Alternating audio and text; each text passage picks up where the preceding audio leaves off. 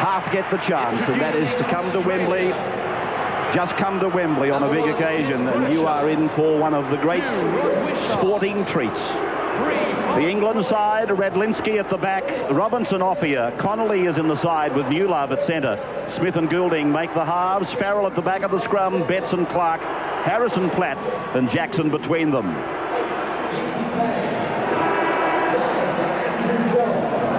Yes. If this doesn't bring the hair on the back of the neck up, nothing will. If you're a sports lover, Brasher, Wishart, Dallas, Coyne, Hill.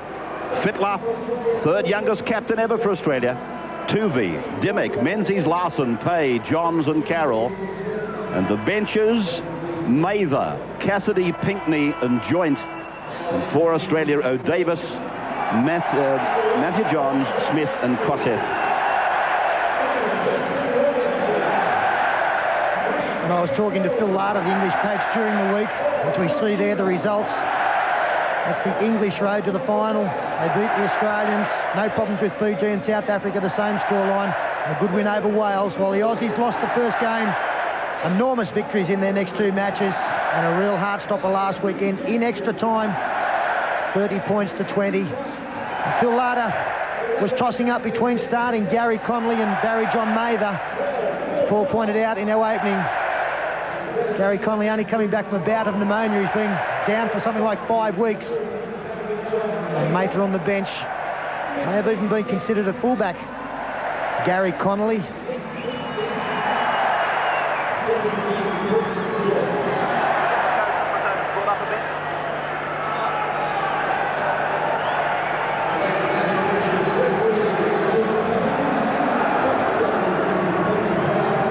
The one thing that the Australian coach, or two things that Bob Fulton will be looking for, is firstly, good marker defence. All your defence stems from how your markers work. There must be good communication.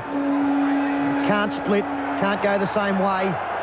And the second thing that they were disappointing in last week against New Zealand was the speed of their play the balls. The ball carrier must be receiving the football on the advantage line, and they'd much rather be taking on a defence that is still forming and getting set and being met by these English players coming forward in a rush. Gary Connolly included in the side. Very, very late.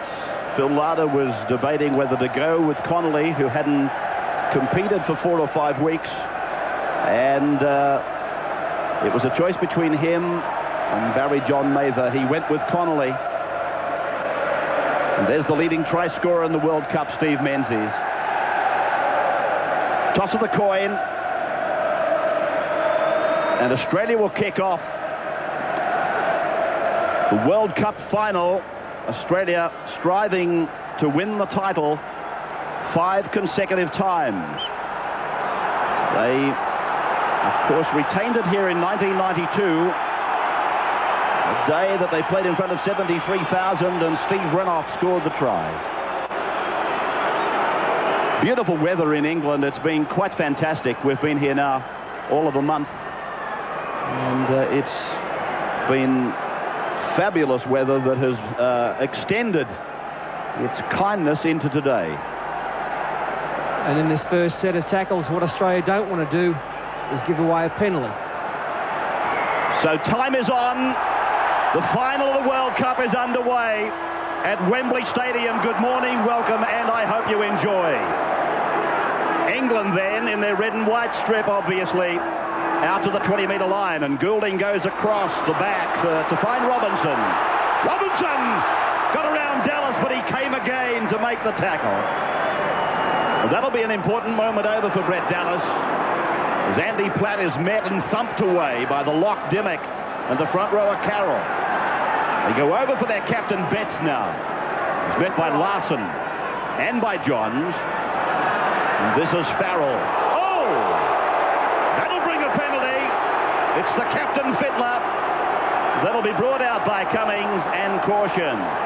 Yeah, lunging type head-high tackle there by Brad Fittler on the fourth tackle or fifth tackle, which is what Australia didn't need. Now England, with this penalty, will be attacking inside Australia's half as Goulding does just that. 5-4.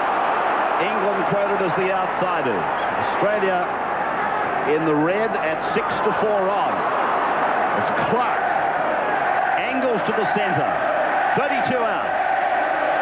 Betts now. Clever work, a dummy half by Jackson. To the left. Harrison. Grassing tackle by Carroll. Right for Goulding. Now Farrell. He's got to be watched. Connolly gets his first touch. 18 caps for Great Britain and England. No try for Connolly. Goulding's kick. And beautifully read by young Brett Dallas. Out to the 20-metre line then, I would imagine. No, he said play on, and Dallas has been grassed in goal. Well, where's the rule book gone? Well, he actually did call Dallas. We can see here, as Brett Dallas takes the football to the side of that, the referee has got his hands up. Yeah, well, he's saying play on, that he didn't take it in the end goal area, but from what we saw there, he did. And then he struggled. Looked like he might have got back into the field of play, but no luck for Australia. He's ruled that he left the field of play to mark the ball in the end goal. I think the pictures prove conclusively otherwise. As Robinson goes across, and now Oppia comes back. Well, the old better breaks, there they were. 38 metres out now from the Australian line, and England have had all the football. And any time they've been successful against Australian teams, it's through the kick. A little one over the top, the bomb. A lot of success in the last couple of meetings. I'm sure that will be a main tactic for them again this afternoon. 3 tackles gone now. Lee Jackson, he's the man to watch around the ruck area. Carroll's been watching him like a hawk. That's his 3rd tackle, and very important one too. Goulding now, angles across, tries to step off the right foot. Fittler waits for Bobby Goulding. Player of the year in First Division here last season. Now Radlinski goes high. Pressure for Brasher. It's off his hands and forward, and that'll be a penalty to England. Dimmick had no alternative. Well, Jim Dimmick with no choice there. Radlinski put that one up. Like Martin Oppia may have had a hand in there as well. The referee ruling a penalty against Australia, so a goal kick by Bobby Goulding, who has taken over the kicking. If you've been watching this series, Andy Farrell has been the kicker, and he's relinquished those duties today for Bobby Goulding, who kicks for the St Helens club. And I noticed that during the competition, Australia have had Terry Hill playing on the left side of the field and Mark Court on the right. They have swapped today, and Terry now in his natural position of right centre. Interesting change there from Bob Fulton. I think they've got to give better help to Brasher with the high kick as well. Somebody's got to get in behind him just in case the ball goes back towards the try line. A great deal of urgency at time with some of the Australians. As the kick goes up, they stand and watch. He's got a good success rate, Goulding. You'd expect him to put the first points on the board. Bobby Goulding online. First points to England. 2-0 at Wembley. With Sings Tyre and Mechanical, you can save 3 ways. Firstly, every one of our Goodyear tyres is built with a total commitment to safety. Secondly, at every Sings outlet, we can save you money because we guarantee we won't be beaten on any advertised price on Goodyear tyres. And we can save you time with the fastest, friendliest service on the North Coast. It's because we care about the quality of our service and tyres that you're in safe hands with Sings Tyre and Mechanical. Well, back at Wembley, and Australia immediately on the attack. A mistake made by Phil Clark in taking the kick-off. He fielded it on the feet. It came off the feet. And Australia have come back with the football 3 metres out from the line. Larson tries to step. Looks to get a pass away. Oh, Gary Larson so close. Now, Tuvia dummy half. Waiting for the call and getting it. John spreads it. Hill. He tries to walk over the top if he can there of New Love. Dallas gets it away. Johns is with it. They get the ball wide to Fittler. They go back inside for Menzies. Dimmick is with it. And Dimmick is down on tackle 5. Australia give him a golden opportunity. Now for Johns. He rolls it into the end goal. There's a chance. They appeal for a try, the Australians. The touch judge thinks it is away. And they give it. Australia gets the try. It's Rod Wishart who scored the try. It looked as though Jason Robinson had got the the ball down. A great kick through from Andrew Johns on the last. But the referee with the touch, or the in-goal judge's help, has awarded the first try to the Illawarra Flyer. 4-2. Let's have a look. The kick goes through. Jason Robinson turns. Oh, gee, from that, and we'll have a closer look from another angle, I thought that the English winger got there first. Well, originally I did too, Peter. Let's have another look. As Robinson ground the football. Well, I don't think anyone grounded it. And the in-goal judge, I've got to say, he was about 10 metres away running to try and catch up with the play. And he just ruled a try. The referee's right on the spot as well. I get a feeling that Robinson got there first, but he didn't get a hand on it at all. The only hand that actually got in contact with the football was that of Rod Wishart. Now, did he get a clean downward pressure on it? The scoreboard tells the story. He'll take it. 3 officials have paid the try. And now, Johns from the T-bar. And it's a good-looking kick. Yes. The young Newcastle hooker these days converts from the sideline. Australia 6, England 2. And they'd be so happy with... Controversial try. Yeah, so happy with that. The first time they've had the football, they absorbed the pressure of England for 5 minutes on their own line. England had all the football. Here's another angle. Robinson, who gets it? Well, no one's really grounded that. Wishart had a lash at it, but I don't think he grounded it, but it's 6-2. Wishart coming back with an inspired run. Scored something like 170-odd points on the Kangaroo Tour of 94. Injured against New Zealand, and the penalty goes now to Australia. Some heavy work being put in here by Carl Harrison. A swinging arm. There's nothing really, a bit of a head massage. The penalty goes to Australia, so they'll be inside the England half.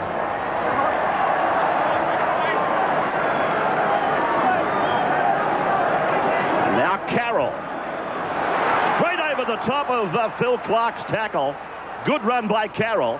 Tooby tries to back it up with a dummy half run that has also got some quality. Coyne off now, and here's Dean Pay. Inside the 20-metre line. Australia got away to that brilliant start against New Zealand. And they've done likewise today as Fittler tries to promote Menzies. Inside the 20-metre line and coming back left. Larson is with it. He went very close to scoring. Now Johns. Johns causing them troubles. Over the head of Wishart, though. Is not lacking in any confidence, Andrew Johns, in his biggest assignment so far. No, a rare mistake from Andrew Johns there when he's got the ball in his hands.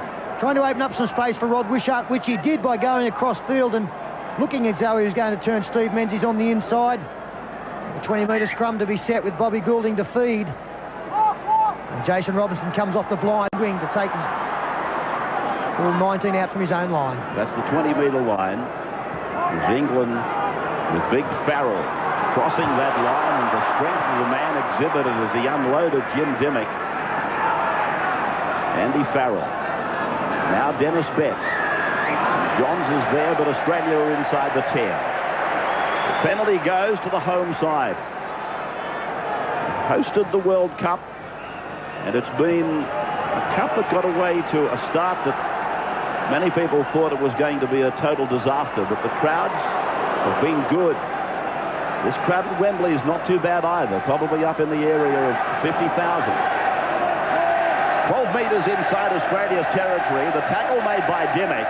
And now Betts, the captain, leading from the front. 35 out from the Australian line, trailing 6-2.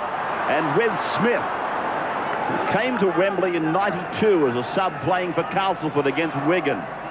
So Tony's been here before. And Andy Platt, back in representative football after a break of 2 years. Captain Great Britain on one occasion. Goulding's kick again, a test for Brasher, and it hit the crossbar and bounces over the dead ball line. So it'll come back for the 20-metre tap restart. Well, poor old Tim Brasher's having no luck back there at all. He had plenty of luck that time, Ray. The best thing that could have happened was to hit the post and go into the in goal or over the dead ball line. As a kicker, what you're trying to do is to aim at the posts and do exactly that to the fullback but have the ball come down. Terry Hill and Brett Dallas have combined to make about 20 metres, and Carroll comes in strongly. Mark Carroll, he debuted on a very cold night at Parks back in 1990, and he's playing a major role in the early minutes of this Australian match against England. Andrew Johns has just nodded the head to Brad Fittler, as if to say, yes, give me a shot at goal, centre field, 40 metres out. Very little breeze here, that's not a problem. Quite incredible to think that this young man would be occupying the goal-kicking role, given that he's in a side comprising Rod Wishart, top scorer on the Kangaroo Tour, with 174 points last year, and he broke the Kangaroo goal-kicking record with 12 in a match against Sheffield. And here's Andrew Johns on debut against either Great Britain or England, with the job of goal-kicking as well as that number 9 on his back. And we think back to the match Newcastle against Manly, where it looked as though Andrew Johns' season was well and truly over. Picking up a shoulder injury, he was back in a couple of weeks. And now he's playing a major role in Australia's fortunes in England, and looking to extend their lead by 2. So he's 40 metres out, and the kick is offline. They bring it out from the in-goal area, the Englishman. 10 metres out, in fact. And this is Jason Robinson. Australia hitting very hard in defence. Offia comes in for his second touch of the ball. Maybe it's his third. Many people believe that he actually batted that ball down in the contest with Tim Brasher. Clark, he takes a buffeting as they get 25 metres out from their line. And Betts now, playing in his 4th match against Australia at Wembley. His record is 3-1. He'll be looking to continue that today, as Farrell's kick goes down to Rod Wishart, just out from the 20-metre line. And Wishart is put away on the 30. Brasher was there to take it, but the captain ordered him away. Brasher now, through to Terry Hill. England obviously inside the 10. Brasher now gives it for Dimmick, and Dimmick tries to make some ground up the centre. Tuvey now goes for another dummy half scamper. He was absolutely marvellous against New Zealand last Sunday, Jeff Tuvey. Pass to Brad Fittler wasn't a good one, but he got a kick in that is going down inside the 20-metre line. It's Radlinski, the red-headed fullback, 19 years of age, plays it inside the 30. Robinson came around the first receiver, and again, look at the man. Really elusive. Oh, great defence. Did very well, Brett Dallas. Was 2 passes in, realised that there was danger out wide, and scampered out as quick as possible. Robinson is still there in the thick of things. Both wingers having a good share of work to do. Goulding now goes over for the lock forward Farrell, who has those legs cut out from under by Menzies. And Fittler was up top. Now Jackson, a little flick up for Platt, and Platt looks back as if to give it to Jackson, but takes it to ground on 5. 10 metres from the halfway, and Goulding comes in. His kicking a feature of his characteristics. And Brasher now tries to run around them. Connolly's after him, and Brasher is dragged over the sideline. Oh, that's a bad blue there by Timmy Brasher. That's a tragedy, because we saw some great Australian defence. England only made 10 metres in their set of 6 tackles before the kick. Probably a bit of dew on the ground here at Wembley. And he was dragged into touch by Gary Connolly, all in the one movement, perfectly legal. Yeah, that's a real danger on all English grounds. Anywhere within that 10-metre area, you can go over the touchline. As England go wide from the scrum, when Radlinski throws the dummy, taken by Fittler and Coyne. 35 metres out, centre of the park, and they go to the left with the major part of their personnel back on the right, waiting for the sweep to come back. Only Offia on the left. Jackson! Ooh, he got under Carroll's tackle. It was left to Larson to make the tackle. Then Goulding, now Farrell, inside the 20, puts the dummy on, and is tackled 12 metres out into penalty. He's pinched Andrew Johns, and I believe it's for not standing directly in front of the man playing the ball.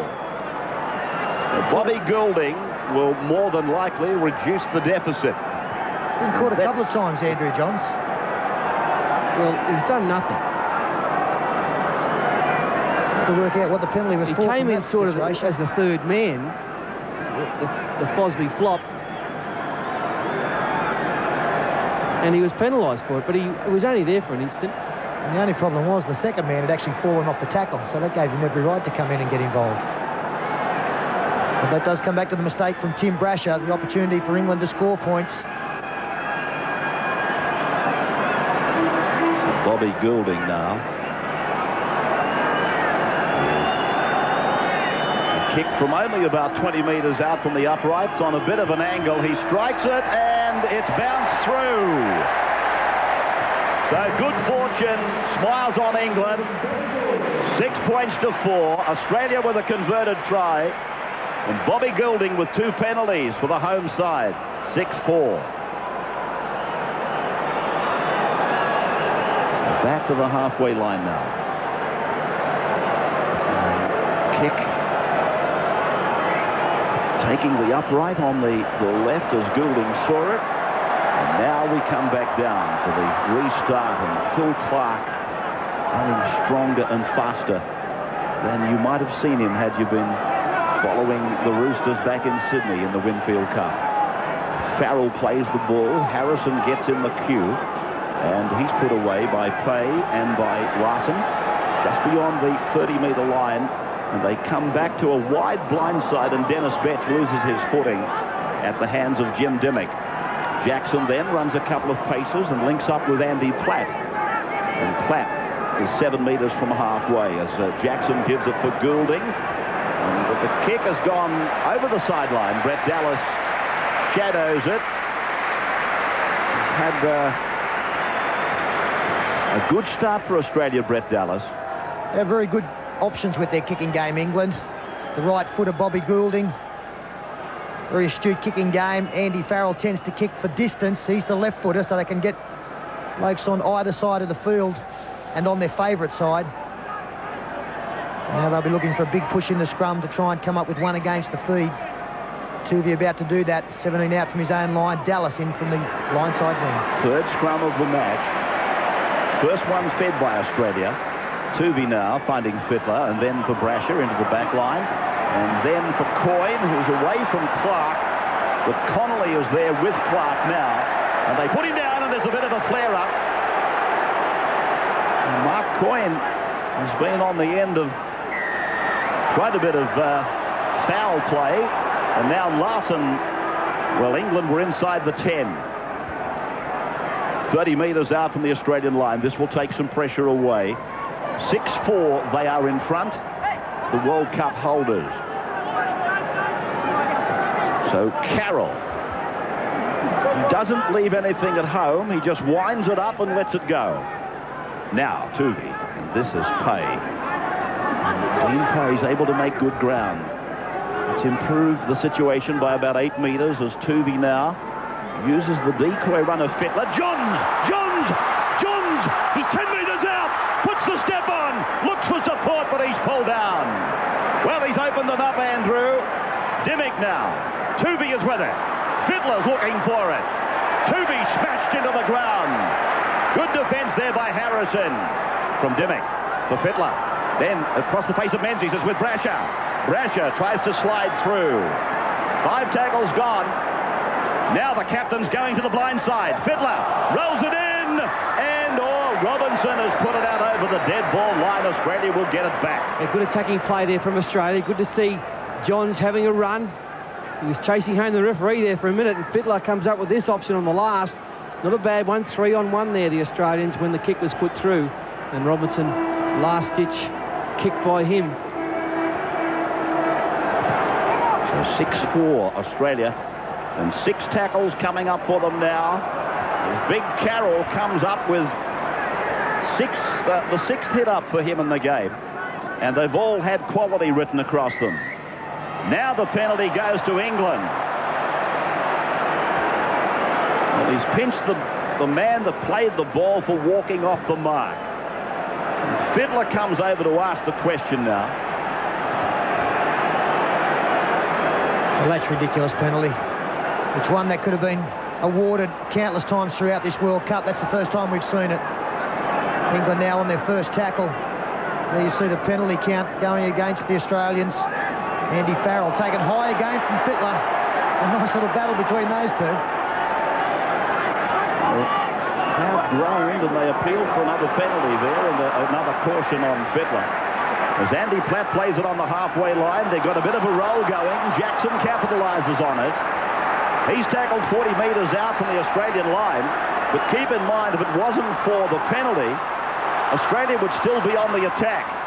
Cummings has snuffed that out conveniently, it would seem.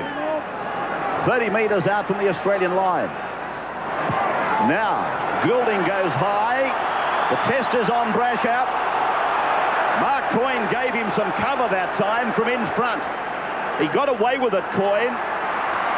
To be very honest with you, it should have been a penalty to England because Marcus run 20 metres to get involved. No doubt, but it was a big play. I'm sure Timmy Brasher appreciated it. Brett Dallas again showed good work on the far side as Jim Dimmick does break through a tackle now.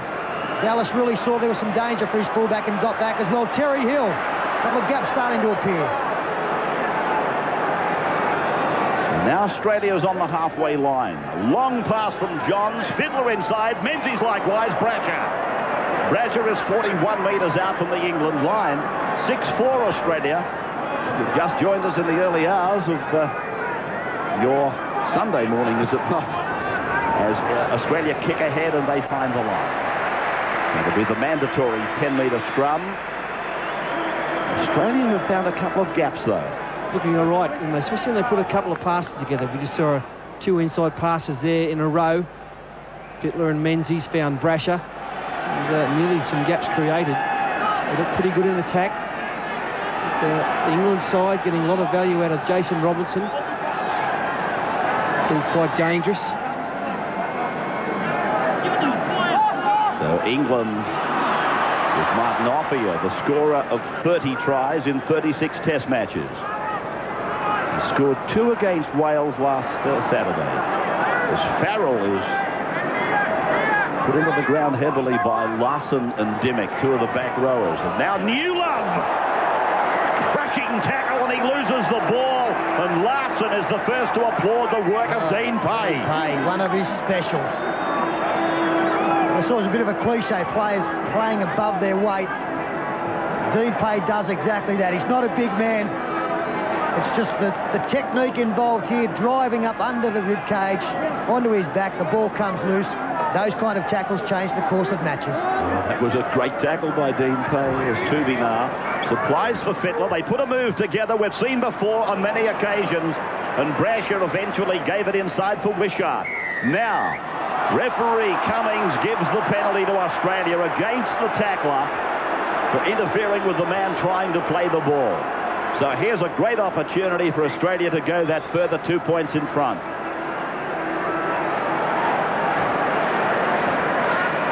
Well, at least Cummings is being consistent at this stage, penalising both sides around that ruck area. He's looking for a good, quick, clean play the ball. And you can see there Gary Connolly making no effort at all to get away from the tackled player.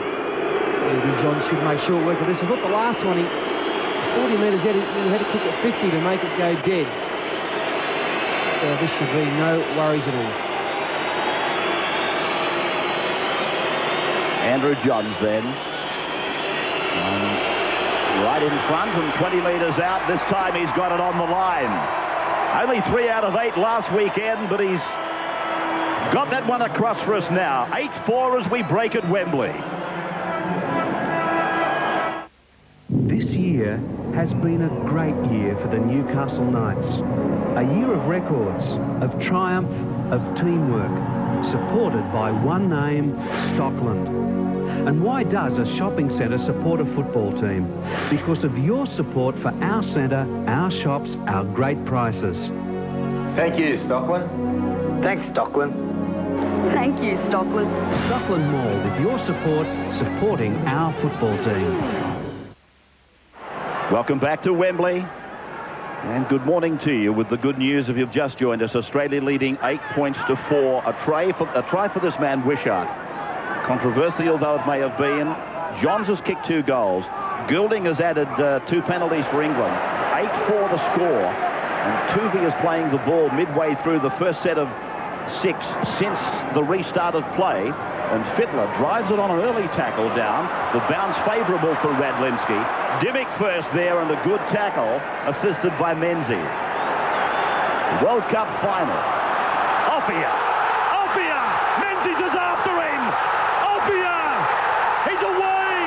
Brasher makes the tackle! The ball is there, but he's been ruled into touch. The crowd doesn't realise it, but the touch judge has the flag up. Well, Tim Brasher has made an enormous contribution. When Martin Ophir gets in the clear, he scores. Steve Menzies, we saw what great pace he had to at least stay there. That is one of the classic rugby league tackles you will ever see. I don't think that he put a foot into touch. I think it should have been play on. I do. I think right at the depth there, as he still had control of the football, he's looking to pass it inside. His foot did go into touch. Menzies did well with the chase. But obviously, Ophir must have slowed down over the last few years, because 5 years ago he scores by 20 metres with Brasher. What an effort. You can see the ground he had to cover. A diving tackle at the end there. So, another hair-raising moment in the World Cup final. And that time, the good fortune not going with England. There's a bad miss on Ophir in the front line there. You know that he's going to duck when he comes up. You've got to be ready for that. Andrew Johns. Oh, Johns has had his head taken off almost. The arm went out. And Andrew Johns' head stopped and the rest of the body kept going. More of a grab than anything else. It wasn't a swinging arm. Just grabbed him around the neck area, but a penalty is what has occurred. Australia now coming back into it, 8-4, and looking to put more points on the board and go further ahead. 25 metres out from the England line. Tuvey taking the tap, and here's the big fellow again. He's doing the work of a couple of men, and now a penalty will be given. Stuart Cummings has got Andrew Farrell. Brad Fittler came across to get Mark Carroll out of the road. Yeah, we saw a swinging arm there from Farrell. That's really stupid play. World Cup final at Wembley. They're down 8-4. Andrew Johns, here it comes. Whisker, nothing serious. I've seen millions of worse ones than that, but you can't do that right in front of the referee in your own danger area. There's the reserves bench for Australia. Davis, Matthew Johns looking on. Can't wait to get out there, the boys.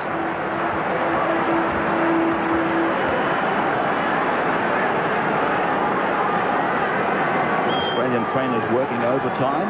They were ordered from the field last Sunday by Russell Smith. But they're out there in numbers right now looking after the players, and I note they haven't abandoned their Winfield shirts. The trainers, they got chatted over that. But Jeff Carr put that to rest. He said, you only realised they had the shirts on last Sunday because we wore the red shirts instead of the grey. Andrew Johns, 15 metres in from touch. A chance to put Australia 6 points in front. 20-metre line underneath the ball. He likes it, and so do we. A further 2 points to Australia. 10 points to 4. Good representation of Australian fans in Wembley. Of course, a lot of Australians living and working in England. And the change happening for England now. Didn't he hit this one beautifully? Did a couple of 9-irons like that yesterday, bit of draw. The change, Andy Platt, Carl Harrison has left the field, replaced by Mick Cassidy. So Terry Hill now takes on his opposite number and is met by Gary Connolly. There's Cassidy, the replacement on. He really has been very strong, Gary Connolly. A tribute to what he's been able to do in the last week or so to get himself ready for this game. Hit very hard. In fact, it's been a great battle in the centres. Phil Larder there pondering to what he should be doing. I guess coming up to the half-time break, not that far away, 6 points behind his side. And Australia, if they get a chance, might just look for the field goal as Fittler. Fittler with some really smart work off both feet. On tackle number 5 now. And Johns is there in his role as the alternate kicker. Offia goes back. The fullback, Radlinski, is with Offia. Offia on the 10-metre line, met by Menzies and Dimmick. Radlinski. Fittler making the tackle. He changed his mind about kicking on tackle 4, and he beat several of them in a jinking run. Now Robinson is beyond the 20-metre line. Clark. Drew Clark put away 30 metres out from his line. England trailing 10-4 as Dennis Betts is put down. 5 tackles gone for England. The kick coming for Farrell. They, of course, have that latitude. And it's a big kick by Andrew Farrell. Brasher's willing it over the dead ball line. He realises that he had run out of time.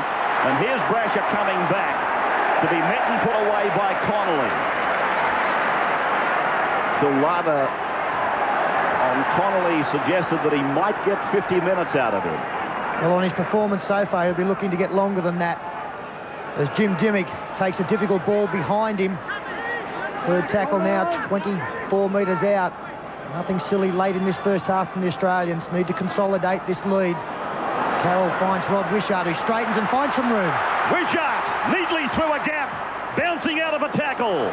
Picks up Dimmick. Then it's across for Pay. And that's a great tackle by Smith, the 5'8". Tuvey now. Fittler. He decides to take them on. Fittler. Menzies. Penalty goes to England, or has he ruled it forward only? Forward pass ruled. His arm went up and I thought he'd given the penalty. But he's indicating a forward pass from Fittler to Menzies. Yeah, these boys starting to run with the football now. That's good to see, using their skills, and they're making plenty of ground. Some stepping, weaving plays there from Fittler. So Radlinski now shows it to Connolly before taking the tackle with Mark Coyne. Now Robinson rushes away from Coyne, shrugs away from Fittler, is away from Larson and Coyne for a second time, and Larson makes it on the second. Robinson. Is it any wonder that the crowd comes to their feet every time he handles the football? He's a jack in the box, isn't he? And the thing you've got to like about him is he comes looking for the football. Lee Jackson picks up 4 or 5 metres. He's likely to pop up all over the park, the wingman, and throws a handful. Good chance here for the Englishman. Farrell inside to Cassidy, well read from Andrew Johns. This is the last tackle, and a time when Australia mustn't give penalties. Cummings, and watching him, checking the line. As Goulding's kick is probably the worst we've seen from Bobby Goulding. In the couple of matches we've covered, including him, he didn't put any pressure on Brasher. He didn't threaten Australia at all. And this is Dallas now, as we start to approach that half-time break. And ball being played 30 metres away from the Australian line by Dean Pay, who's been very strong.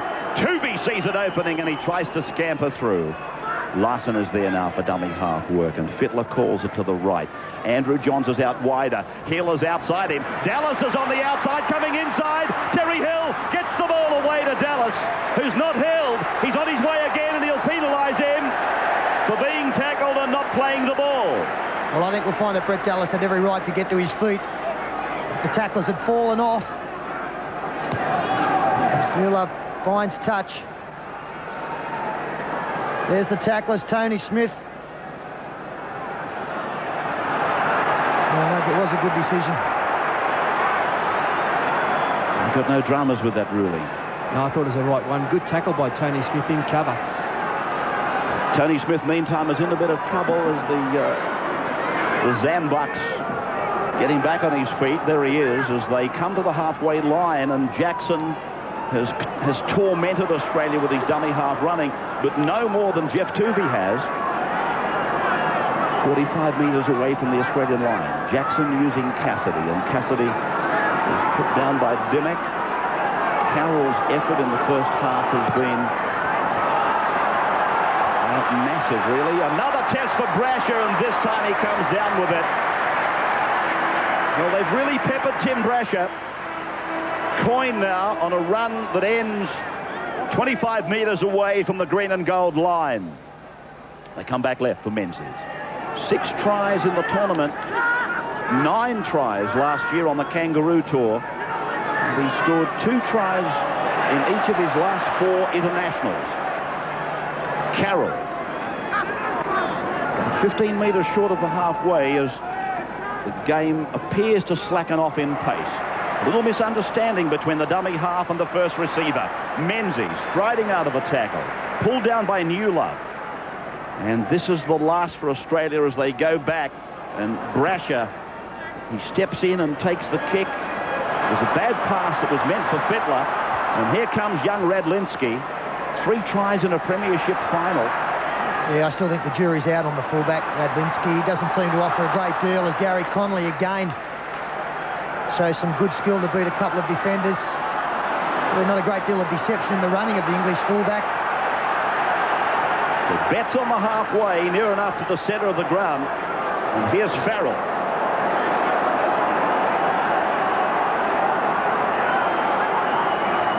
Sun beaming down on Wembley as Cassidy is put down on the 40-metre line on tackle 5. They go over for Goulding. A chip and a chase and a kick. Dallas, he'll win the race with Fittler. Fittler puts it over the dead ball line. He took the decision away from the youngster. Oh, he's dangerous, Bobby Goulding. He offers us so much in that halfback role. A lot better player than Sean Edwards ever was or ever will be. Edwards refuses to run to the line. This man will, and he can do that sort of thing. I think we'll see more of this in the second half too. As I mentioned earlier, the kick has always been important in English success against the Australians. I'm surprised we haven't seen more little ones in behind the line. And with that little bit of success there, it might just be the catalyst for more. The line dropout goes to the man that I probably wouldn't have kicked it to with any choice in the matter, but Robinson it is. 28 metres out from the line. Jackson. You wouldn't have kicked it that far, right? Oh, Phil Clark has bombed it. I don't think I would, Pete. I don't think I'd even be out there.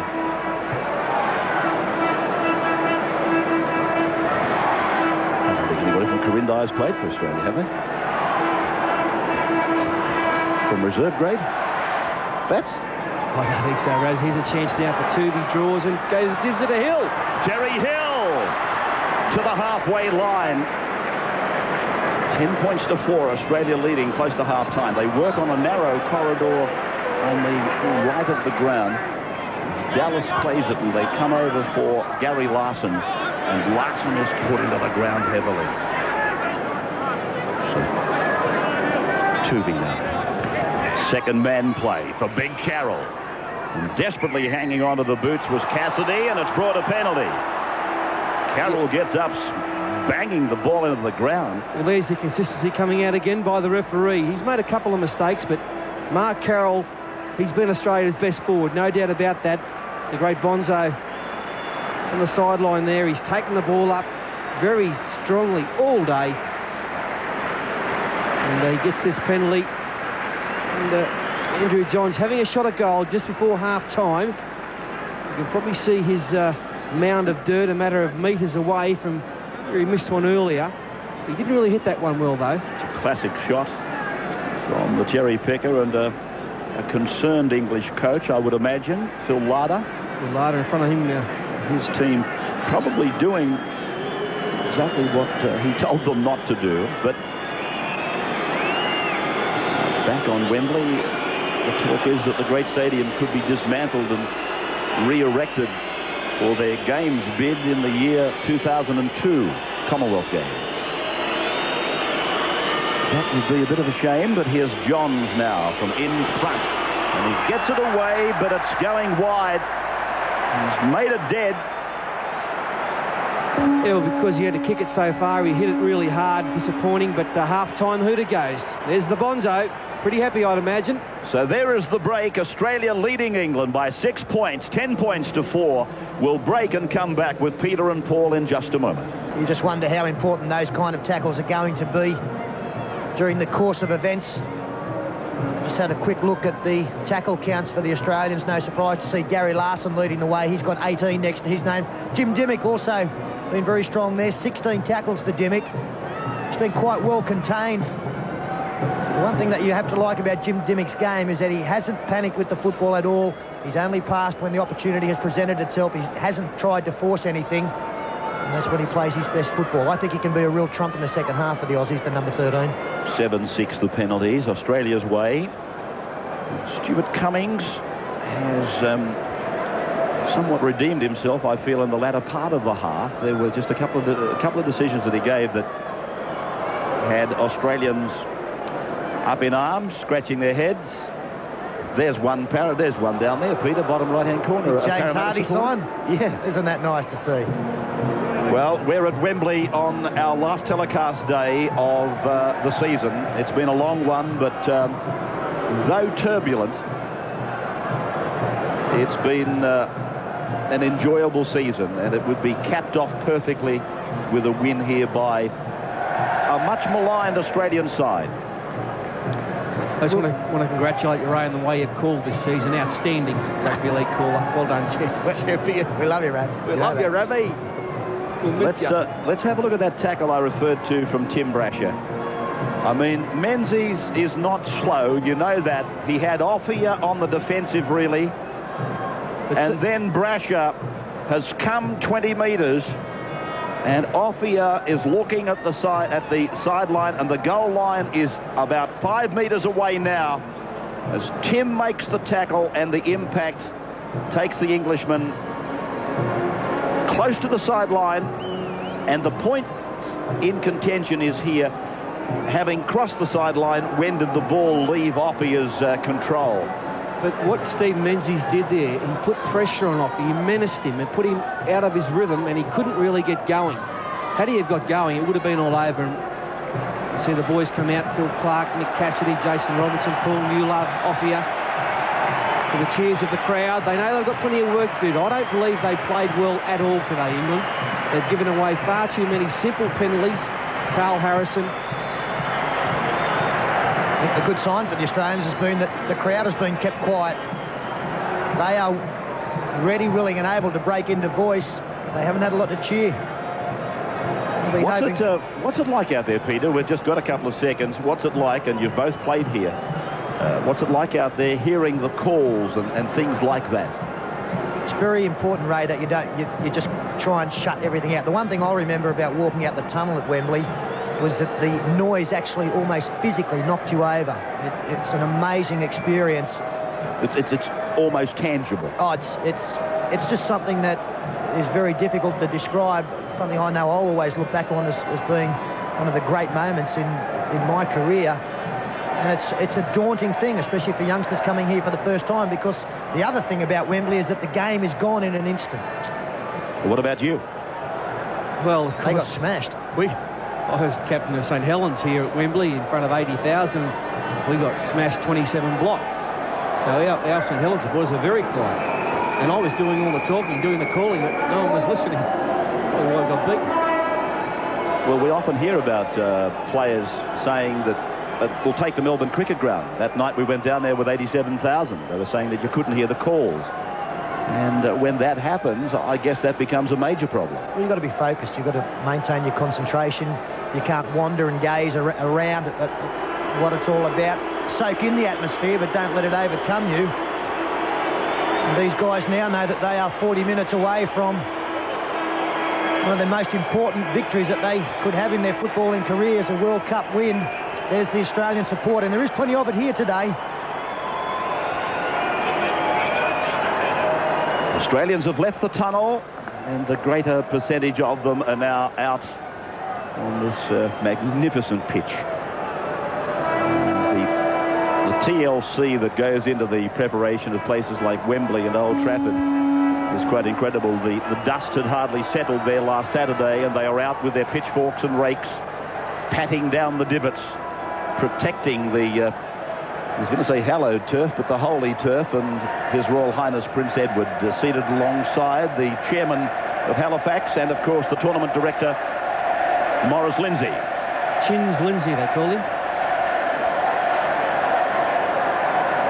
The end of a very historic and turbulent year is 40 minutes away as England starts the second half off the boot of Goulding. And the ball down onto the Australian try line with them leading 10 points to 4, the Kangaroos.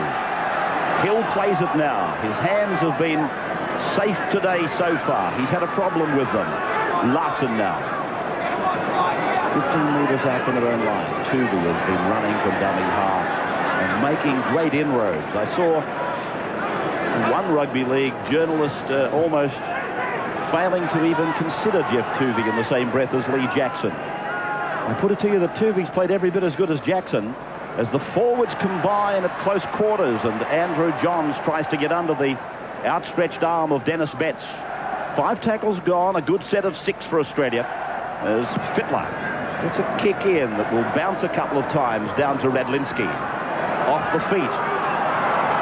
He is out now beyond the 30-metre line, so that's not a bad position to come up with the football on your first tackle. Gary Connolly doing something we haven't seen much of him doing in this match, and that is running with the football. He's been very strong in defence.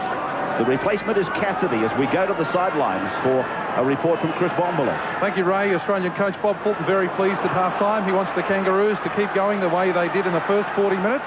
He wants them to keep an eye on Afai and Robinson in the kick chase. And Phil Larder for England, he wants them to contain the dummy halves, watch them making gaps up the middle, no silly penalties. And Andrew Farrell has a groin problem. He didn't stop at half-time. He ran up and down the tunnel to keep it warm, and he may be a problem in the latter stages of this second half.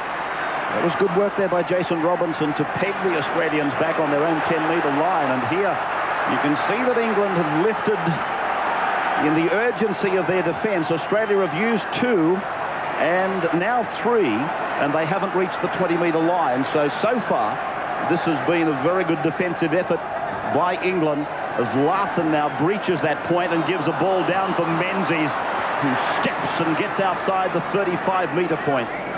That has improved this set of 6 for Australia territory-wise. Now we're on 4 as Dimmick tries to bust them, and he goes between Cassidy and Smith, and now it's with Fittler.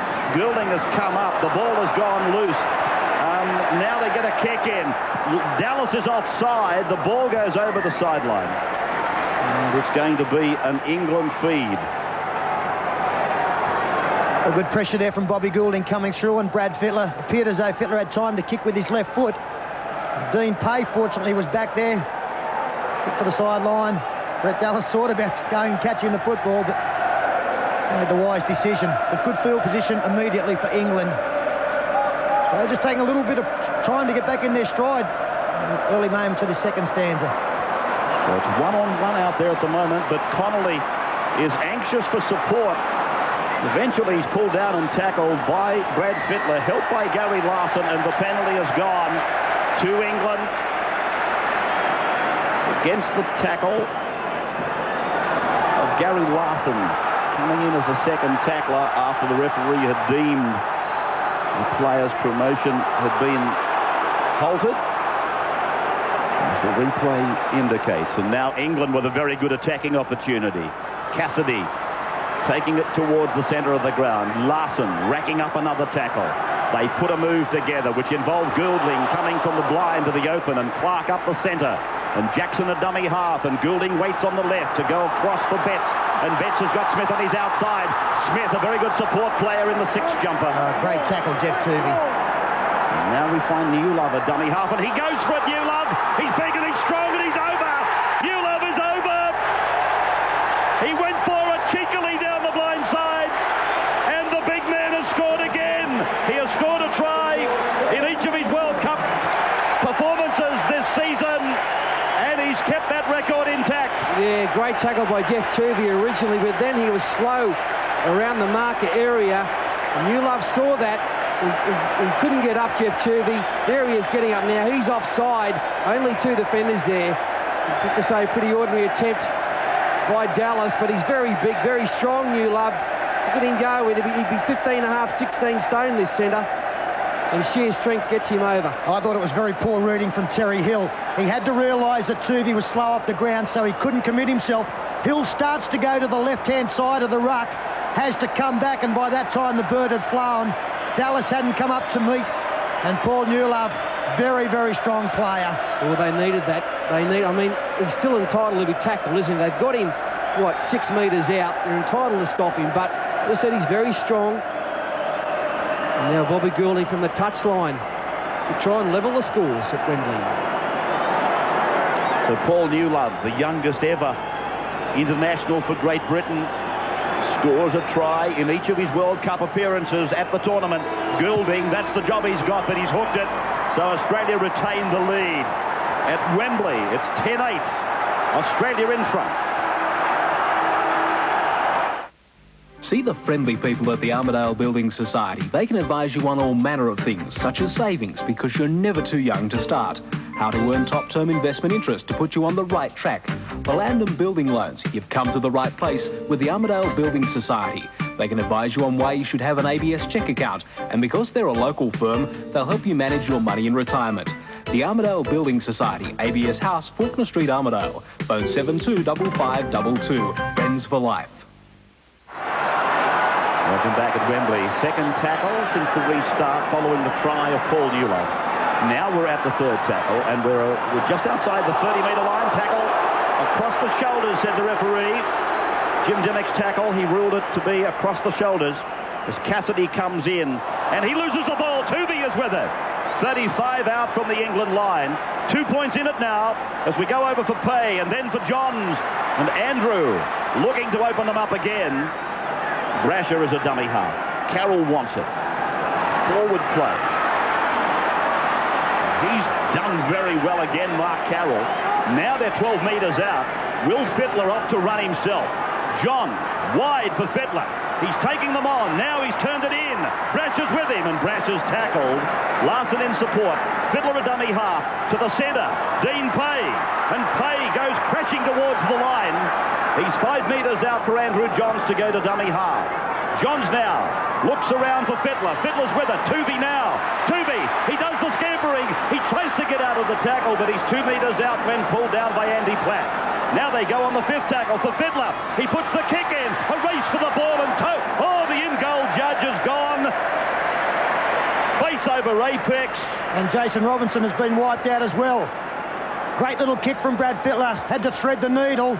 Despairing dive there from Coyne, and then Jason Robinson crashes into the in-goal judge. And he is still down, receiving attention.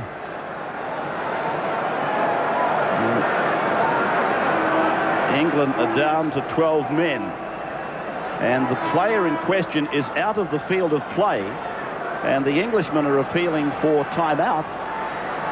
But Jason Robinson is the centre of great concern at the moment.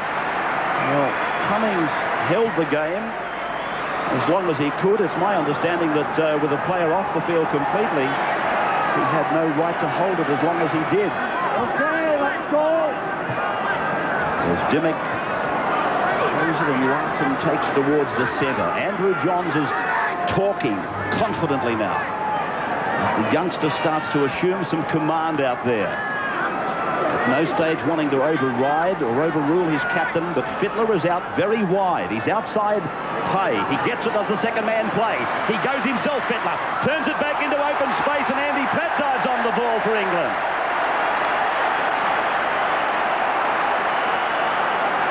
Leading from the kick-off at the second half, Australia just didn't come out with the same intensity they left the field with. There's no surprise really to see England run in a try. It might have been the best thing that could have happened just to get the mind back on the job as Farrell comes blindside. Very close to the touchline, taken strongly by Hill and Dallas. A real spring in the step of the Englishman now. Cassidy to have added something to them. He's obviously far more mobile than Carl Harrison. Offia gives it for Goulding, and a torpedo kick going down the ground, and Rod Wishart watches it over the sideline. So the scrum will pack 10 metres away from the Australian line, off the boot of Bobby Goulding.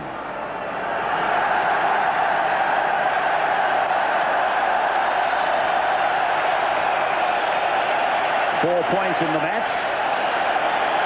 Off the boot of Bob Goulding.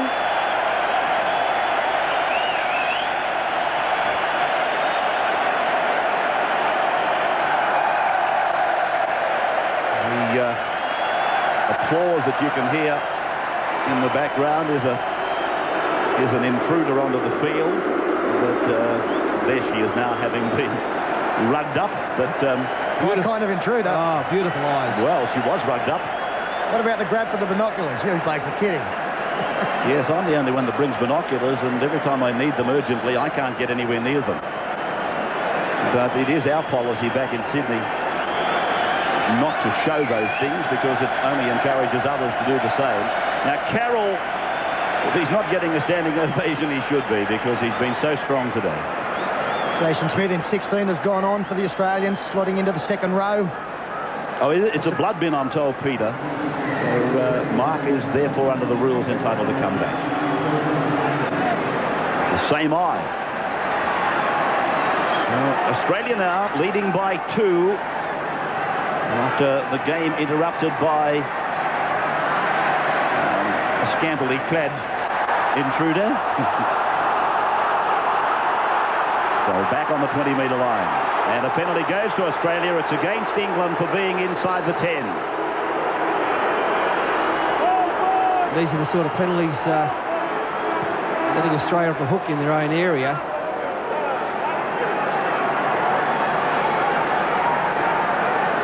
It's Gary Larson now, ahead on the first tackle. 7 metres from the halfway line. Channel 9 with the exclusive coverage of the World Cup final. As Terry Hill has tackled now, 3 metres into England's territory. Johns combined with Dean Pay. And now they're inside the 40-metre line. They're putting this set of 6 together with a little bit more patience than the earlier one, where the mistake came early in the tackle count. Now Larson is 30 metres out from the line. They've got a couple of tackles left. They come wide now. Fittler takes them to the line. Then Brasher puts on a step. He's been caught by Newlove. Menzies is with him. Menzies, he's going to be put down. 8 metres out from the line on 5. Tuvey's calling the ball to the left. They go right. Jason Smith lofts the ball in. Clark is with it for England. Oh, once again, Australia going close, but not completing their set of 6 tackles. Off-here offloads. Radlinski might offer nothing in attack, but he's a very strong defender, and when Menzies went through, it looked like he might score, but Radlinski pulled him down. Australia back the 10 metres. They don't want to give a penalty here. They know they've got England nailed deep inside the 20-metre line, and there's 4 tackles gone as Cassidy plays it. Jackson uses Platt. Platt reaches the 20-metre line, and that's 5. So now England will be looking for the big boot of Farrell, I would imagine. It's with him.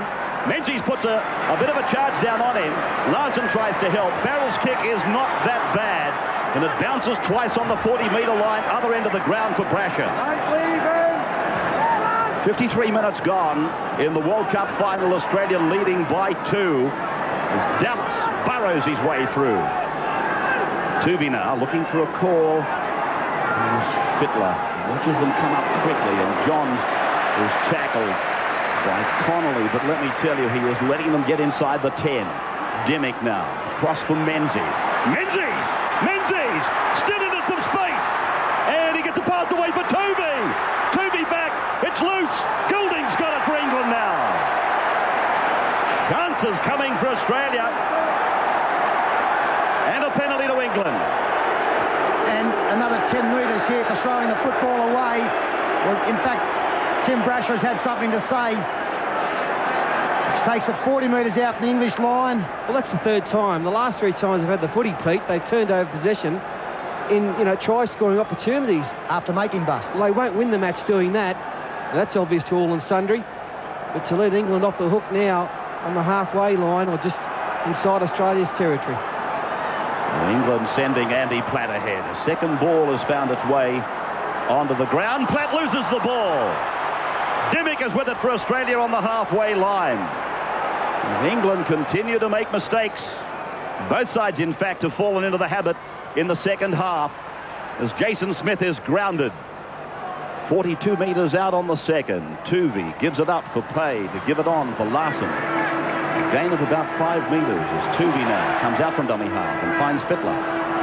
Fittler back for Tuvey. And Tuvey looks around. Johns was with him, but he's tackled 30 metres out now from the England line. Johns uses the blind side. Dean Pay is there. He's taken on by Phil Clark, and 5 tackles have gone now.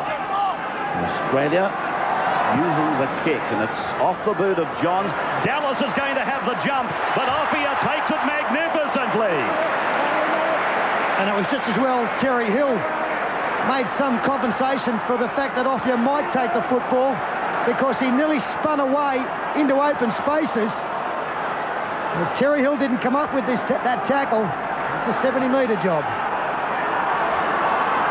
This is Cassidy now in front of 66,000 at Wembley, the official crowd, 66,500 as they go on the blind side with Farrell. England a goodly part of the second half in their own territory. Goulding tries to correct that statistic. Was he taken out of the chase? And just watching the referee, everything's okay as Tim Brasher comes back to be met by Robinson. And who'll ever forget John Hopewadi doing something similar here 3 weeks ago and losing the ball. Not this time with Brasher, who's slow to rise. And now Dallas comes in off his wing. He'll want to protect that football, and he does that. Important now for the backs to get involved. That's Jason Smith, the fresh man out of dummy half. Good work for Terry Hills. And Mark Coynes have got to come in. Here's Rod Wishart making great ground out of dummy half. That's a tremendous run. Just what was needed. 32 metres out from his own line. Away from Jason Smith, through from Dimmick, and then for Johns. Johns is trying to do something for his winger or centre Coyne. It's Australia's feed. Apparently it came off an Englishman. Percentage of possession equally shared second half. That was an interesting appeal out there. Mark Coyne realised the ball had gone over the sideline, and he immediately put an appeal on the touch judge. And that appeal went his way. So Tuvey works the scrum, and they go wide first pass. And Fittler's pass to ground. Dallas away from Newlove. Out to the 40, away from Betts. To the halfway goes Brett Dallas. He's having a super game at Wembley. Tuvey now, using Dimmick. Dimmick, got a pass back, supported by Coyne, supported by Tuvey. And thumped into the ground from behind. Australia now, stringing passes together. It's just that last play that seems to break down for them. Menzies. 28 metres away from the line. Jason Smith again a dummy half. Then Dean Pay. Now Jim Dimmick got a pass to the ground, unfortunately. Jason Smith couldn't get down for it. It was forward anyway. And Gary Connolly will play it for England. 10-8. Midway through the second half. And the word you used earlier, Ray, patience is what this game is all about now. Both teams very capable of making a bust. As Farrell straightens up, big man finally put down 28 out from his own line. There's a long time to go in this game. You've got to bide your time and take the opportunities. Here's one for England through Smith. Brasher fell over, and a slow motion replay may show that he has struck out with every available limb. Goulding now. Australia desperate. Last tackle for England, centre of the ground, 35 out. Farrell puts it on the boot. And that will leave a little of the pressure. And that means it'll come out to the 20-metre line and touch the corner post. Oh, yeah, lucky there for Australia. That's not the kick that England wanted. But Tim Brasher actually fell over in front of Tony Smith. He said every limb, Rabs. All 5 of them came out. And he was brought down, Tony Smith. But a nice little bust made by him. He's been pretty quiet. They're not going to replay it, Paul, but poor old Tim was lying there. He's looking for anything he could find to try and stop them for a brief moment. Well, a smart play. The last thing Tony Smith expected was the fullback to throw himself on the ground. That's right. Now, Tuvey plays it. And Andrew John steps. He's into space. Over the halfway. Over the 40. Looking for his winger. Still going. He's down outside the 20-metre line. Goulding put an ankle-tapping tackle on him. Terry Hill now. Cross for Dimmick. On for Fittler. Fittler runs to them and then takes on Jackson, who takes him high. They're on the 20-metre line, and here is Pay giving it on for Jason Smith. Oh, it's an awful kick, and Robinson comes up with it for England. That'll do, mate. Jason Smith has been hurt in that tackle as Radlinski hits the deck. Lee Jackson now finding Bobby Goulding. An awful kick from Jason Smith, and here's Newlove. Taken by Tubi Low, Hill over the top. Offia. And again, leave him. Crowd appealing again for penalty. Offia and Terry Hill having a jostle up. Play goes on. Clark's pass high and difficult for Goulding. Menzies chops him down, the Nuggety halfback. Now Jackson cross and finds Radlinski's boot. Ball probably will find that sideline. It's rolling away quickly as it does. Mark Carroll coming on the back. Wembley turf. Coming back to the sideline from the blood bin as Carl Harrison looking to come back into the fray. Good kick here from Radlinski. A big swerve on it over the winger's head. Eluding the fullback. Andy Platt is the player to leave the field for England. And Jason Smith also going back to the bench. Australia making plenty of breaks the last 15-20 minutes, and it would seem it's only a matter of time before they put England away to bed, but whilst the score is still 10-8, England's still a big chance. Wishart. And it's got to be said also that England have busted Australia a couple of times, most notably Tony Smith not long ago, but Fittler up the centre. Now Brasher. Everywhere Fittler is, Brasher's not far behind, and Brasher is now 48 metres away from the England line. They're on their heels at the moment as it goes away from Coyne into Tuvi's hands and then on to Johns, and a face ball finds Menzies, goes for the throttle inside the 30, got a pass away. Well, Dimmick has been tackled. Question mark on whether he had the football. Well, I still don't think the pass should have been thrown, Ray. Dimmick wasn't going anywhere. He was shadowed, and there was no other support. That's the problem for the Australians at the moment. The last pass is not finding the mark and doesn't need to be thrown on occasions. There's Harrison now, back in the period in the blood bin, as is Mark Carroll. And here's Dennis Betts, 5 metres on his side of halfway. Some of the sting has been taken out of Jason Robinson by that unfortunate incident. Just watching him earlier trying to make ground, but he didn't have the full use of one of the ankles. As Goulding puts a kick in, and Brasher is back consummately. Comes back to Offia and Newlove. Terry Hill now, using Dallas. And young Brett Dallas is slammed over the top. He basically fell into the tackle of Harrison. Hill now goes around the back of Dean Pay and finds Mark Carroll. Working it away, 35 metres from their own line as Gary Larson fends off one, fends off a second. Connolly brings him down. So now Jim Dimmick, and Dimmick is a penalty here for Australia. It's high, the tackle on Jim Dimmick. Bob Fulton talking to his manager, Jeff Carr, who's relaying the messages to the sideline. Well, they're taking plenty of high shots. The Australians. Phil Larder looks on. Eric Ashton, a former great, in front of him. This referee's had a fair game, but the 10 is slowly but surely becoming 6 or 5 metres.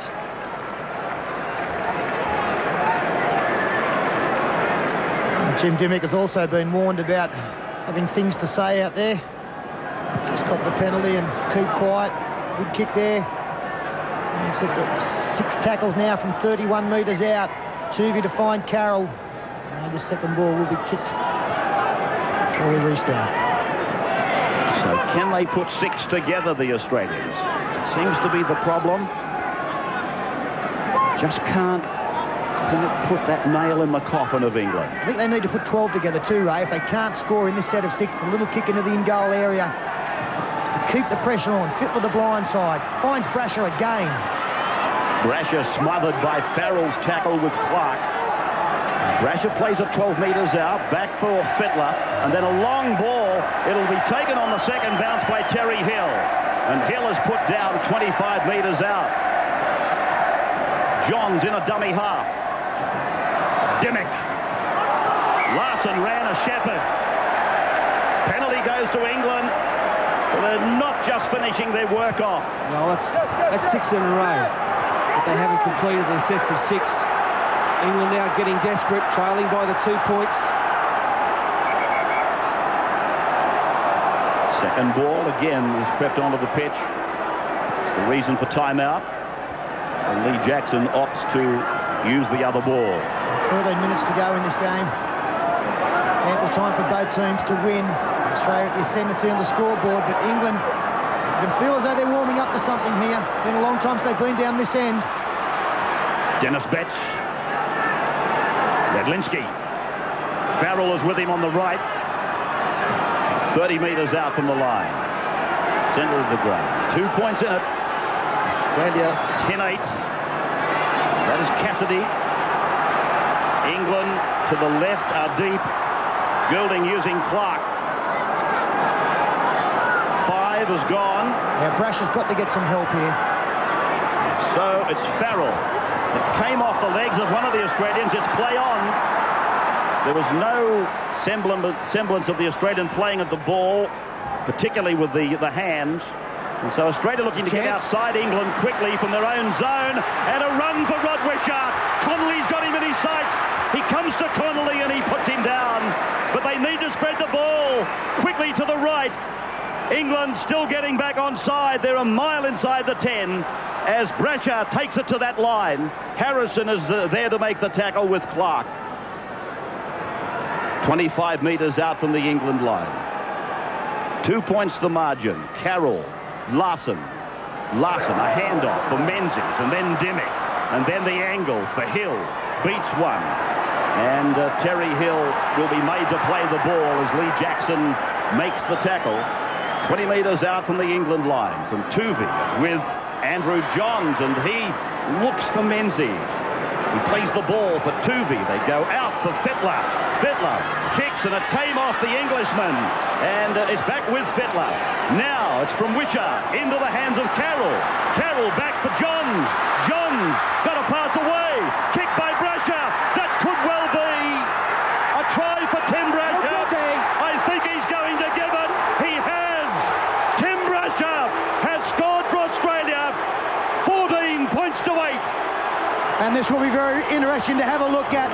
Beautiful hands from the Australians keeping the ball alive. Brad Fittler kicked on the far side, got the rebound, offloaded back to his winger Wishart. They came centre field. Andrew Johns got through, and Timmy Brash had the presence of mind to put the ball on the boot. There's Fittler retrieving his own kick.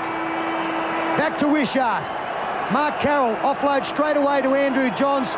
The big sidestep there gets him through the front line. The flick pass towed through by Brasher.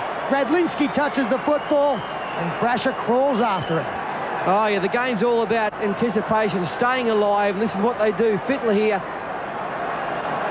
he thought that he was going to get 6 more. That wasn't the case. And from here on, some good hands. I think this ball actually comes off Brasher's shoulder, so it's no knock on. There, it comes off the fullback and off Brasher. And the crawl, the scramble for World Cup supremacy. You're absolutely right, Paul. We've got some mystified faces of English supporters looking back at us as if to say that's not a try. But as I thought in the commentary, it was still play on. It was Radlinski who got the touch, and if it did come off Brasher, it didn't come off the hands or the arm, and that is still play on. Very important kick, this one. 14-8, a converted try in front. This could wrap the game up. Running out of time, needing to score twice, Englishman, if this goes over. Johns, the flags are up. The flags are up, and the World Cup now looks almost certain to stay with the holders at 16-8.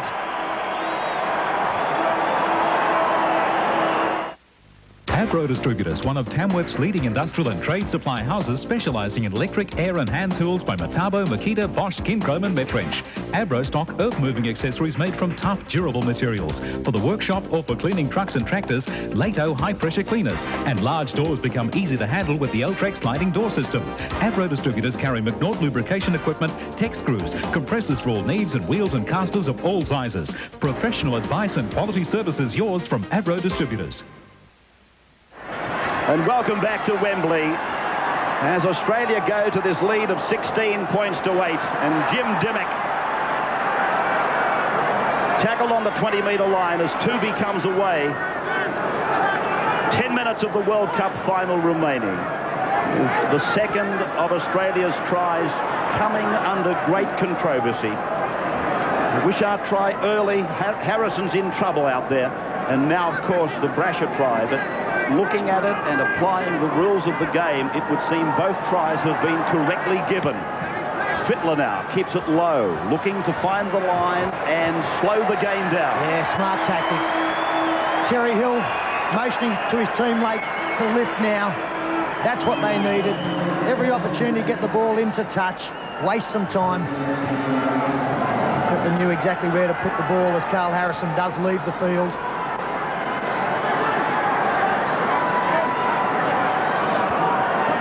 The scrum, 12 metres or so out from the England line. This joint is on for England in place of Carl Harrison. In front of 66,000, they'd have to be very happy with that. And that's being played in front of His Royal Highness Prince Edward. And now Clark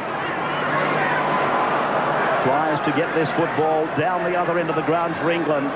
They're down by 8. They need a converted try and then some, and this is joint with it now. And defence is everything for the Kangaroos. They've got to find something, dig deep as they did last week and come up with some second efforts as Jeff Tuvey and Mark Coyne have done on the far side of the field on Martin Offia. Nobody can dispute the tactical move by Bob Fulton. Here's a chance for Smith. Oh, cut down, driving tackle by Fittler. Bob Fulton's move of dummy half, virtually to hooker, you might say. It has been a masterstroke. Tuvey has picked up where he left off against the New Zealanders today. Harrison back on the bench with Cassidy. It's Australia now. Leading by 8. They've won the World Cup 4 times in a row. They've had rugby league supremacy of that cup and their domination over England for some 25 years. As Dean Pay carries 2 of the Englishmen across the halfway line. Tuvey now back behind Carroll. Fittler says, all I've got to do is find the line and just keep turning them around and slowing them down. That's what he does. Dean Pay has been a real war horse for the Australians on this tour. Oh, he's had a great series, taking the ball up and tough in defence, come up with some big tackles. And he and Mark Carroll would have been the cornerstone today for the Australian side. They both played very well. Gary Larson too. Jim Dimmick's had a fine second half. So England with Martin Offia tackled now, 18 metres away from his line. He had a chance, Offia, and we've already discussed that earlier. And that was another moment of controversy in this match. There'll be some moments talked about and replayed often by both groups of supporters. Was Offia's pass inside legal? Was the question the English supporters asked. And then, of course, the 2 tries by Australia. Were they legal tries? Jackson makes good ground for England. Well, Carroll's got to be penalised for a second tackle, and now... Well, he's just got to control himself here. The one thing the Australians cannot afford is a player in the sin bin. The Englishmen want to get play underway as quickly as possible. Bobby Goulding does exactly that. Tap 45 out. They haven't written themselves off here. Well, neither had New Zealand last weekend, and that should be uppermost in Australia's minds. 5 minutes to go. Jackson for Goulding, then for Smith, then a cutout ball for Clark. A short pass for Connolly, well read by Tuvey. Terry Hill claiming there was a knock-on there. Farrell inside. Jointers with it. Scored a try here at Wembley in the opening match of the tournament. Farrell, out from the marker comes Larson. It's with Jackson who goes in for Platt. And Platt on tackle 5. 15 metres out from the Australian line. Goulding goes from right, works on the left. It's a wide blind side. The ball is with Brashup, and Brashup is out to the 10-metre line. He might have been suspect under the bomb a couple of times. But he has done some tremendous things for Australia, Timmy Brasher. And Dean Pay leaves the field for the Australians. Jason Smith coming back on as Steve Menzies throws the dummy. Pay standing over behind the dead ball line, absolutely exhausted. He's worked the joint down. So Australia working on top of the 30-metre line as Coyne got a pass away for Fittler, and the size and the strength of Fittler, it's something we probably don't talk about all that much, but he is now a giant of a man and so strong. Brasher now is 8 metres into England's territory on the 5th tackle. Johns gives them that pleasant alternative. If Fittler's out of the play, they've got Johns there. And then some, of course. Don't forget, you've got Jim Dimmick out there as well. Radlinski is banged into the ground. So Australia 16-8. And we can breathe more easily now as we look at the clocks. And I would think 3 minutes would see it out, and that's not long to score twice. Now Jackson away for Farrell, the highest scorer in English football this season. He's been a find too, Andrew Farrell. He came across not knowing a great deal about him. He's been the young player of the English season for the last 2. We've seen why over his performances in this World Cup. Gary Conley's been great this afternoon. Basically coming out of a sickbed to play. Dallas cleans that one up. And Luke Jackson. Dallas going right across to the centre of the ground. He's had a great game, hasn't he, Brett Dallas? Only turned 21 a week or so ago. He's done a lot of very, very good things. The Wishart had a fine second half as well. Andrew Johns, BBC man of the match. Been very busy around the rucks. Good kicking game. But a great victory. They'll win this. 16-8 they lead. They can't possibly get beaten. A couple of minutes to go. And a great victory. And it's Australian Rugby League base side up against the so-called might of the Super League of England. Here's Fittler trying to do what he did against New Zealand. Menzies was there. Now Jason Smith. Tackled, not held, is he? Yes, it's been ruled forward.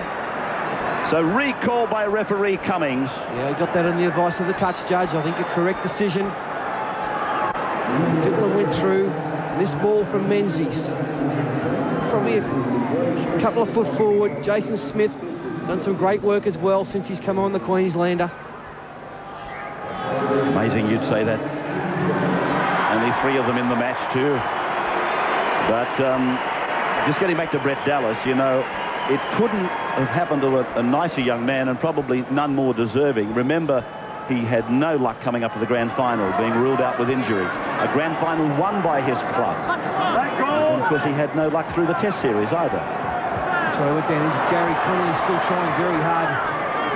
And the wind's gone out of the English sails now. We've got 2 minutes left on our clock as Andy Platt takes them on, and Jackson goes out. Betts is with it.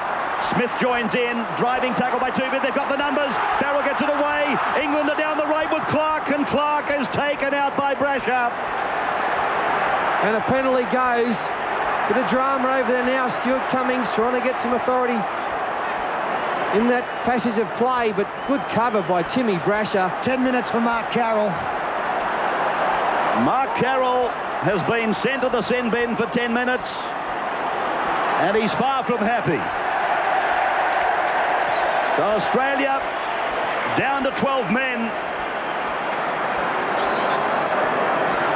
Mark Carroll hesitatingly going to the bench or to the area provided for sin bin players. And Brian Hollis quick to get out there and drag him away. It was a great tackle by Brasher. Carroll did well to get there.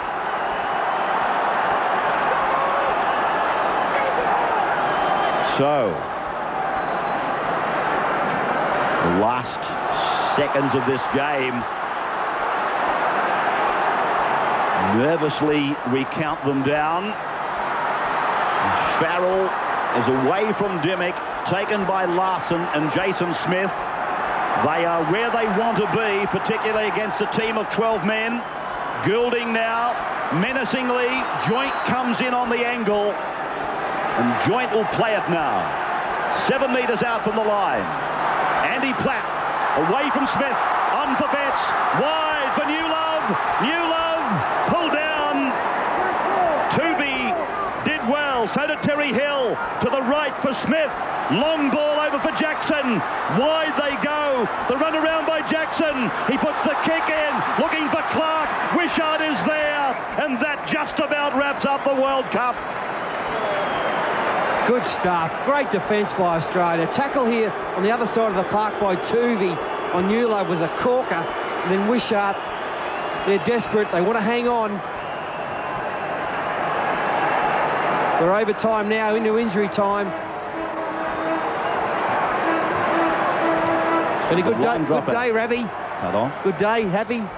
Well, it is a great way, I feel, for the season to culminate, particularly with this side that I said earlier, a much maligned Australian side, being able to retain the trophy that has been won for them 4 consecutive times.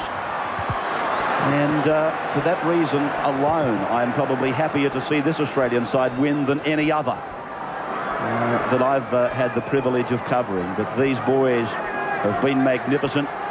Many of them probably would not have got to wear a green and gold jumper had circumstances been different. But they've stood tall, they have stood proud. And Jackson goes away from dummy half to be tackled 7 metres out from the Australian line. 16 points to 8. And the timepiece has indicated to us several seconds ago that as Clark makes a break and Australia's Wishart again is there, and Rod tries to turn it around. That's the 10-metre line behind him.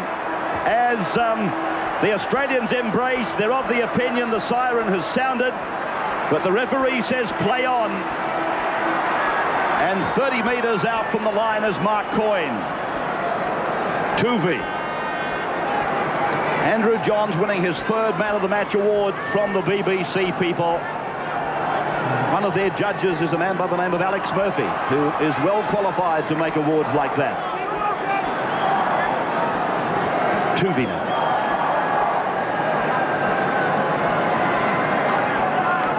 Jason Smith on the halfway line.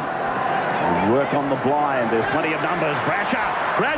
It came off the head. No knock on for mine as the ball is now covered up by Radlinski, but it goes into touch. There it is. There's the siren. It's all over.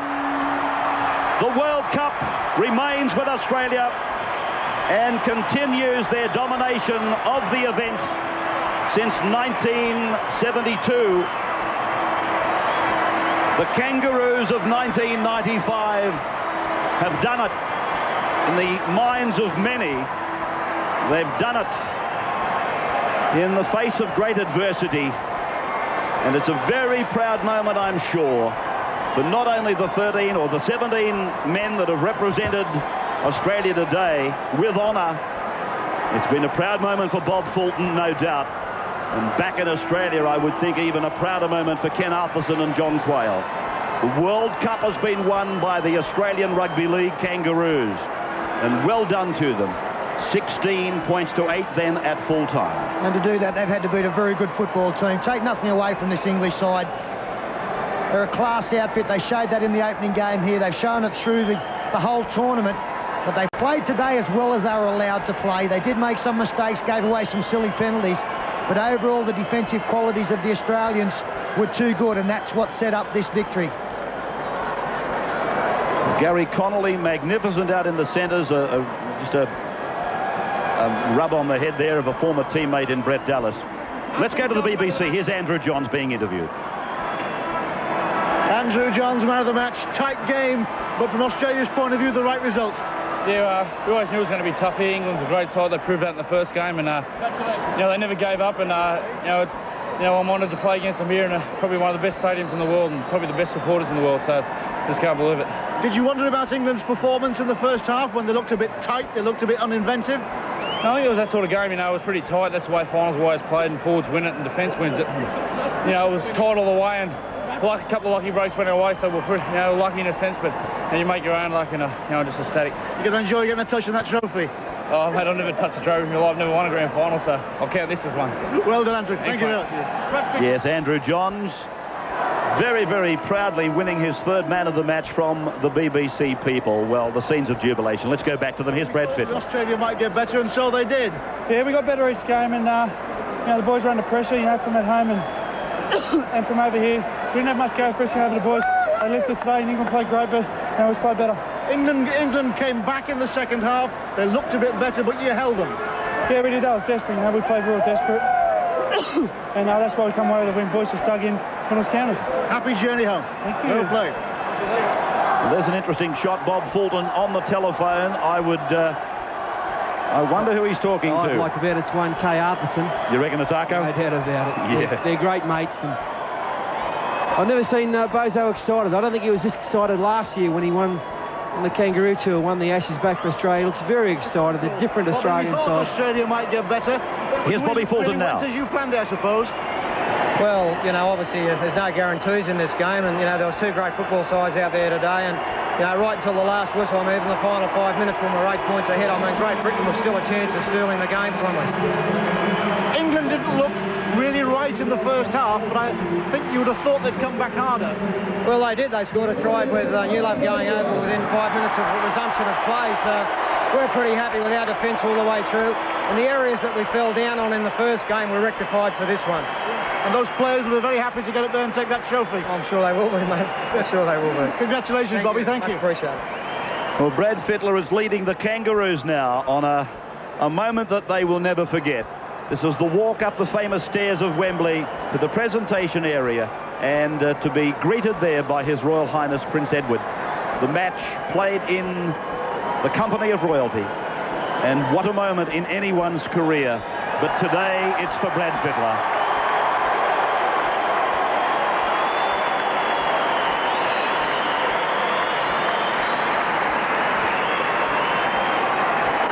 We said at the beginning of the telecast you wouldn't want to be anywhere else in the world today than at Wembley Stadium. I don't think I'd want to be anywhere else in the world apart from that platform right now.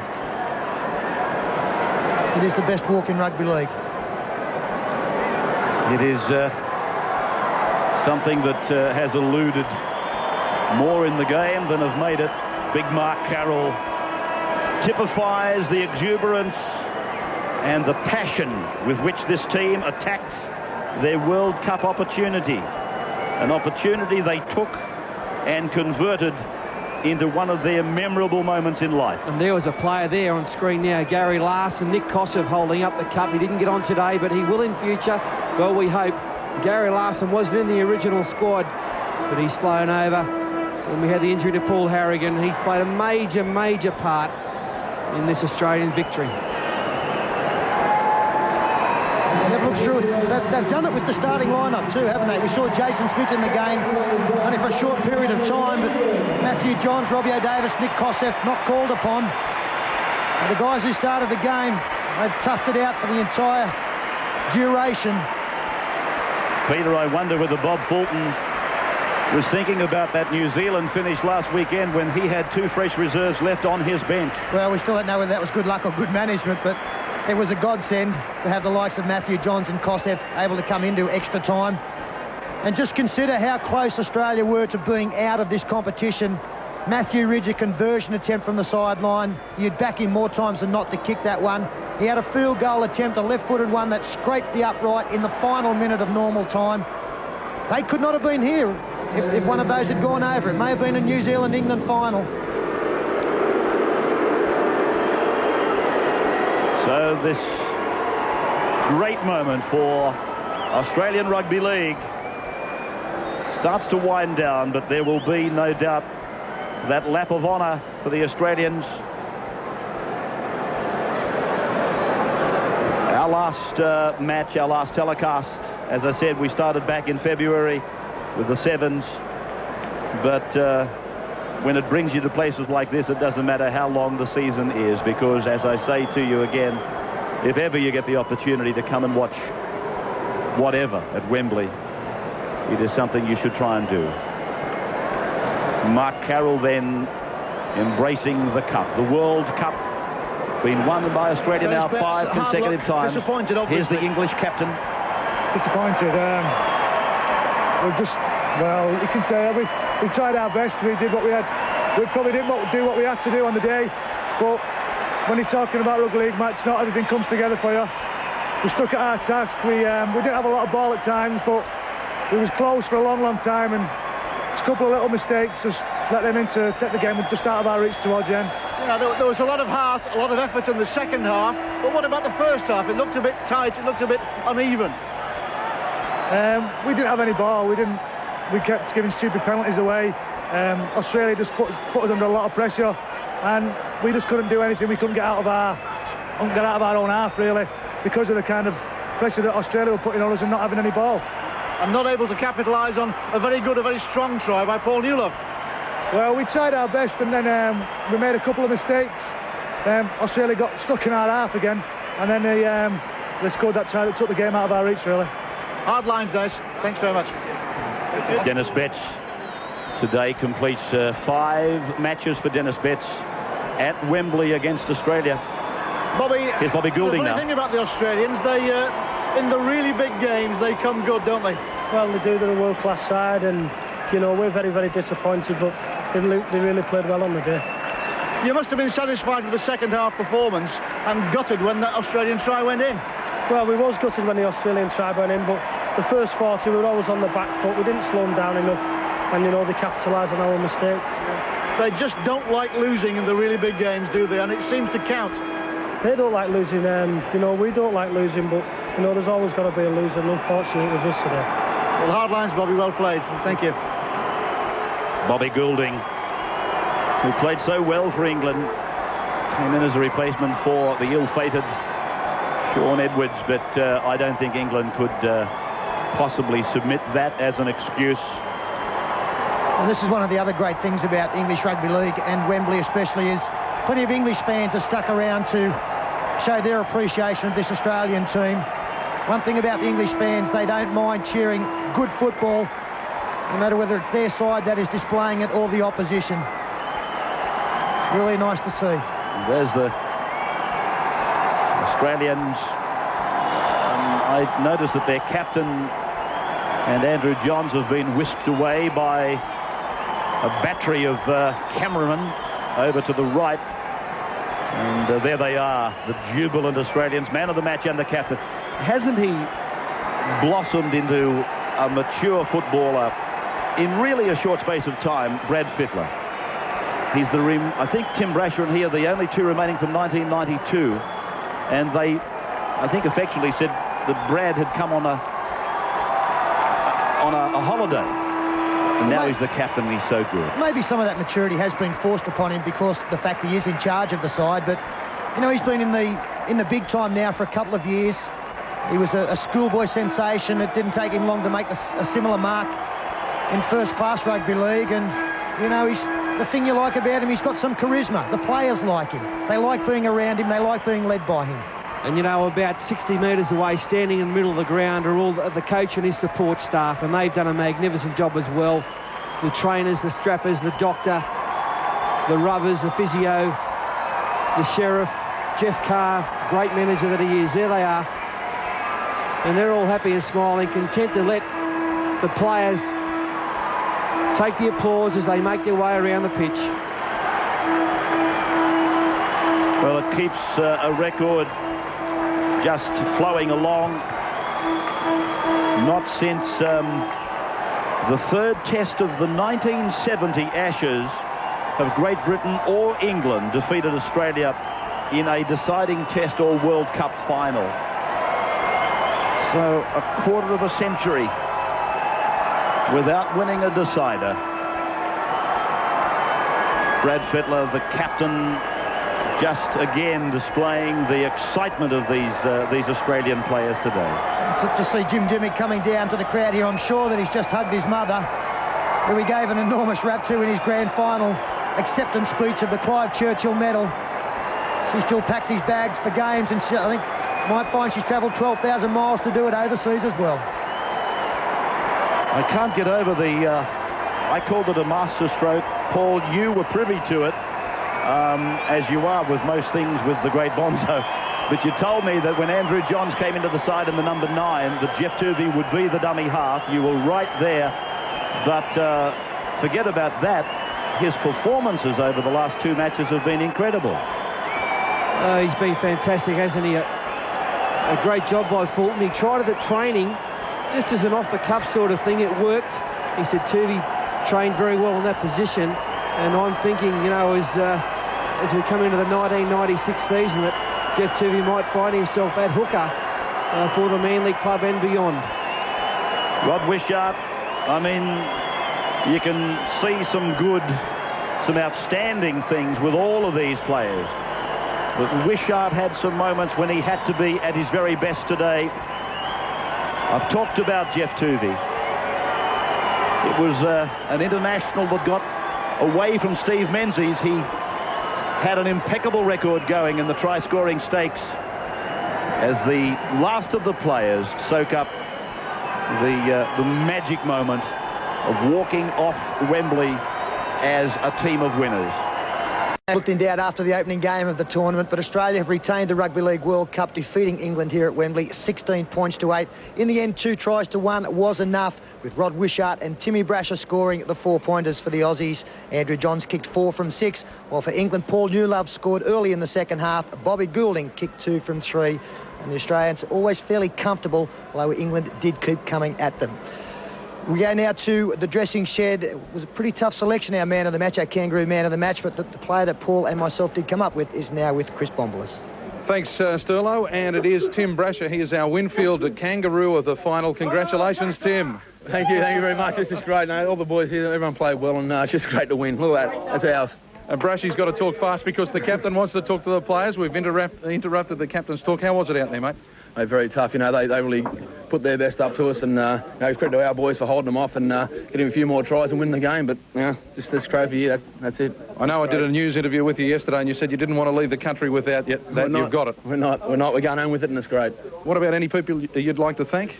Just all the boys here, all the staff here, the sponsors, and everyone at home watching us. Thank you, all the families.